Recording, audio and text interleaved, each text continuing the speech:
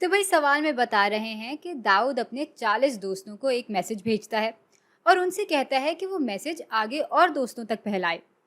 हर 3 हफ्ते बाद वो मैसेज 9/10 गुना ज़्यादा लोगों में फैल जाता है। भाई हमसे कहा जा रहा है कि एक ऐसी इक्वेशन बनाएं जो ऊपर दी हुई मालूमात को बयान करे।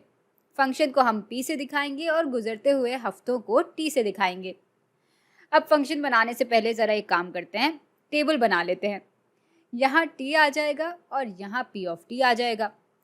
जब टी 0 होगा तो पी ऑफ टी बराबर होगा 40 के, क्योंकि शुरू में दाऊद ने 40 दोस्तों को वो मैसेज भेजा था। अब हर 3 हफ्ते गुजरने के बाद लोगों की तादाद पहले के मुकाबले में 9/10 गुना ज़्यादा हो जाती है।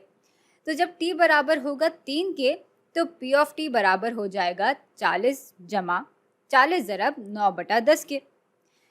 या हम इसी बात को 40 ज़रब 1 जमा 9/10 की सूरत में भी दिखा सकते हैं और ये चीज़ फिर बराबर हो जाएगी 40 ज़रब 1.9 के। अब इसी चीज़ को हम यूं भी बता सकते हैं कि 3 हफ्तों बाद लोगों में 90% का इजाफा हुआ और फिर मज़ीद 3 हफ्ते बाद यानी 6 हफ्ते गुजरने पर लोगों की तादाद में मज़ीद 90% का इजाफा हुआ। इस बात को फिर हम 40 ज़रब 1.9 ज़रब 1.9 की सूरत में दिखा सकते हैं। या हम इसको 40 ज़रब 1.9 के स्क्वायर की शक्ल में भी ला सकते हैं और ये सिलसिला फिर आगे चलता जाएगा। यानी मज़ीद 3 हफ्ते गुजरने पे पी ऑफ टी बराबर आ जाएगा 40 ज़रब 1.9 की ताकत 3 के। अच्छा, अब इसी पैटर्न को देखकर हम इक्वेशन बनाएंगे। पी ऑफ टी बराबर हो जाएगा 40 ज़रब 1.9 की ताकत t/3 के।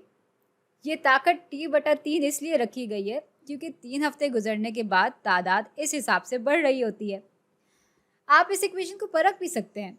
यहाँ जब हम t की जगह 3 रखते हैं तो p ऑफ t 40 ज़रब 1.9 की ताकत 3/3 के बराबर आ जाती है। 3/3 बराबर होते हैं 1 के। तो यूँ इस इक्वेशन के ज़रिए भी हमें p ऑफ 3 की कदर 40 ज़रब 1.9 के बराबर ही मिलती है।